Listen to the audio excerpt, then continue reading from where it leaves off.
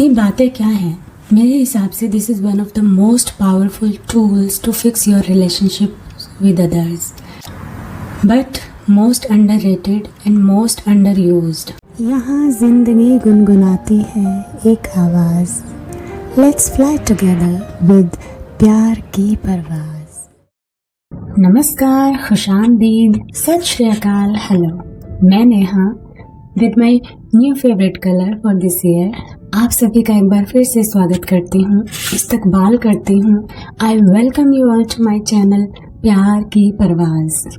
May the sunshine reach you all this year. एक नई YouTuber होने के नाते यूट्यूब ग्रोथ वीडियोस अक्सर मुझे दिख जाते हैं आजकल, और सभी में मोस्ट कॉमनली एक चीज़ के बारे में बात हो रही है, to find out your niche. और ऑल दिस टाइम मैं सिर्फ एक ही बात सोच रही होती हूँ कि ये जो बातें हैं कि इनको भी किसी नीश में काउंट किया जाता होगा, क्योंकि जो मैं कर रही हूँ यहाँ पर ये तो बातें ही हैं, मेरे एक्सपीरियंसेस, मेरे थॉट्स, लाइफ और लोगों से ली हुई लर्निंग्स, इन सबको बातों बातों में आपके साथ शेयर कर लेती हूँ। और ये सब सोचते सोचते ख्याल आया बाकी सब बाद में देखा जाएगा, पहले इसी के बारे में बात कर ली जाए। आज इन्हीं बातों के बारे में बात कर ली जाए। ये बातें क्या हैं? मेरे हिसाब से this is one of the most powerful tools to fix your relationship with others, but most underrated and most underused, और शुड आई से इनकरेक्टली यूज्ड, क्योंकि जब सही तरीके से इनका इस्तेमाल किया जाता है तो कंट्री लेवल की टेंशन्स भी कई बार इसी बातचीत के दम पर सुलझा ली जाती हैं।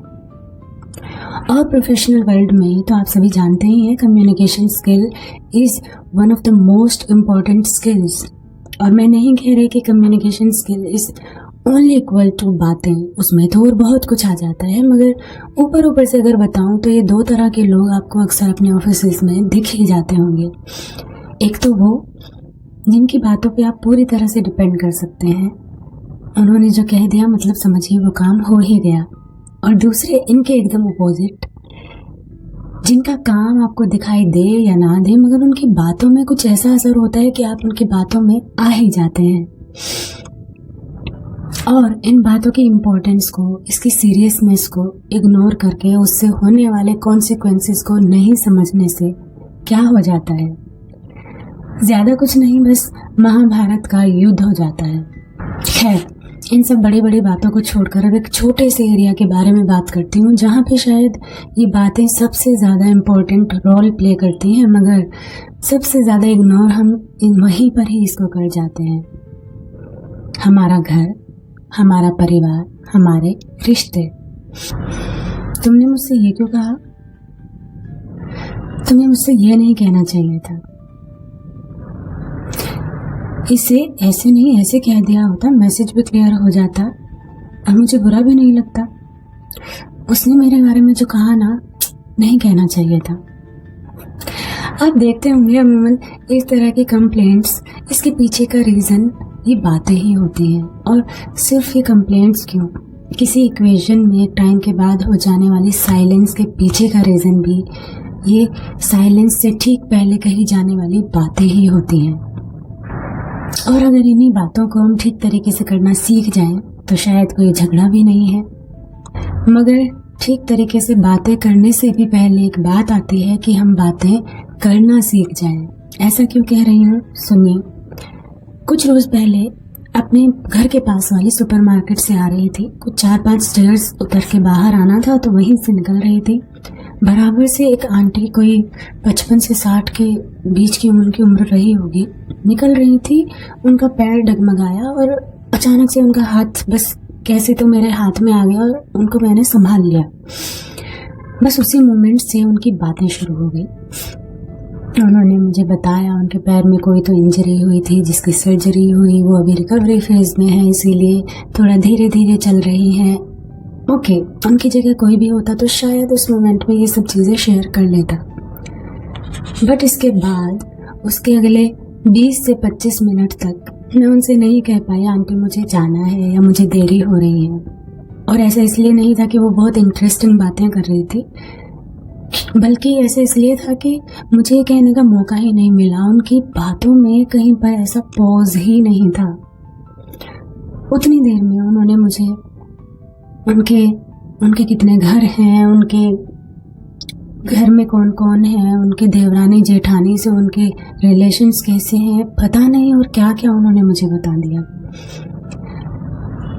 जब तक मैं वहाँ नहीं पहुँची थी उनकी कॉन्वर्सेशन में और उनकी वन साइडेड बातों में, तब तक मुझे लगा कि शायद इस उम्र में उनके बच्चे बाहर होंगे और वो अकेले होंगे घर पे, उनके साथ बातें करने वाला कोई नहीं होगा। मगर नहीं, ऑनेस्टली उनके पैर की जो प्रॉब्लम उन्होंने बताई उससे ज़्यादा बड़ी एक प्रॉब्लम जो मुझे नज़र आई कि अकेलापन उनके अंदर बसा हुआ था।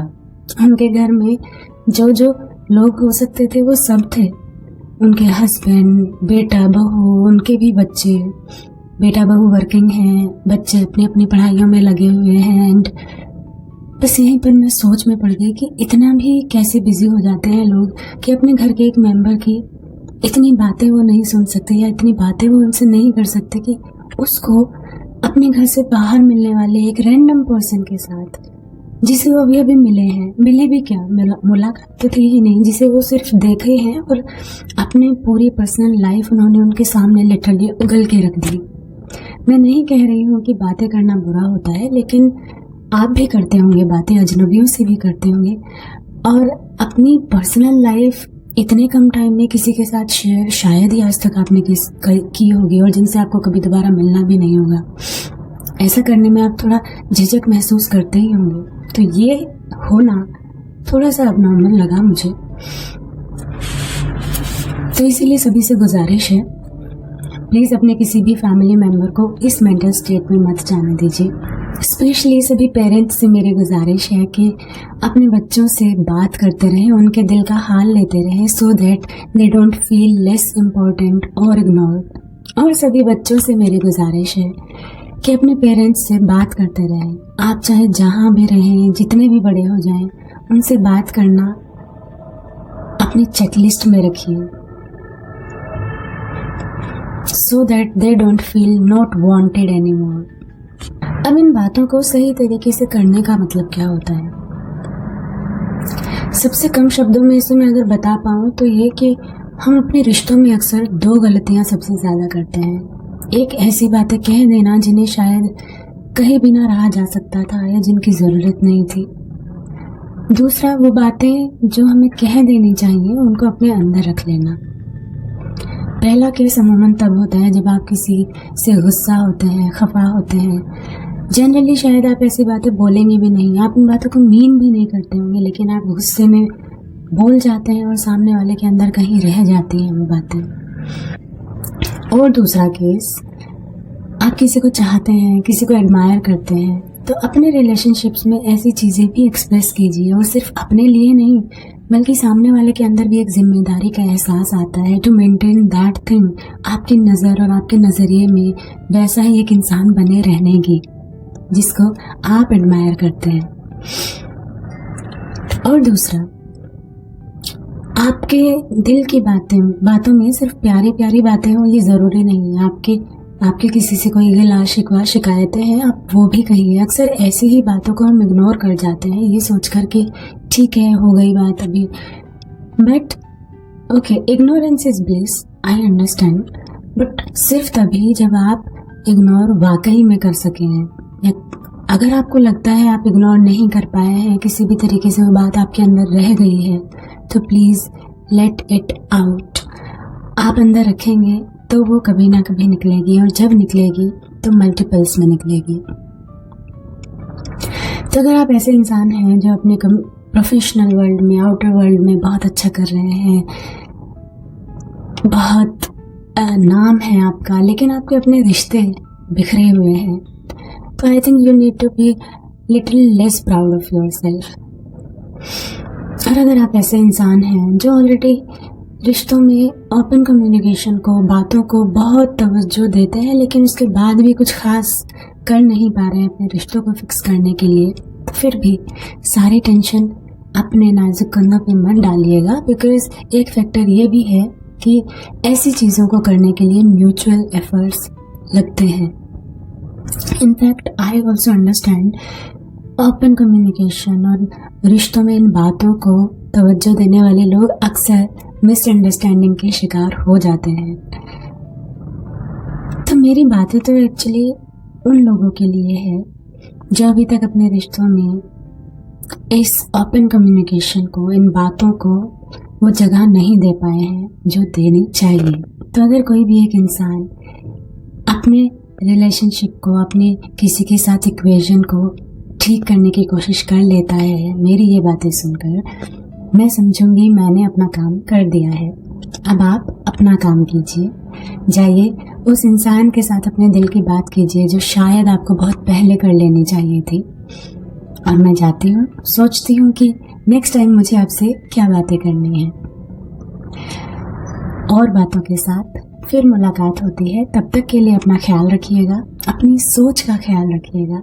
This is Neha signing off. #प्यार की परवाज़।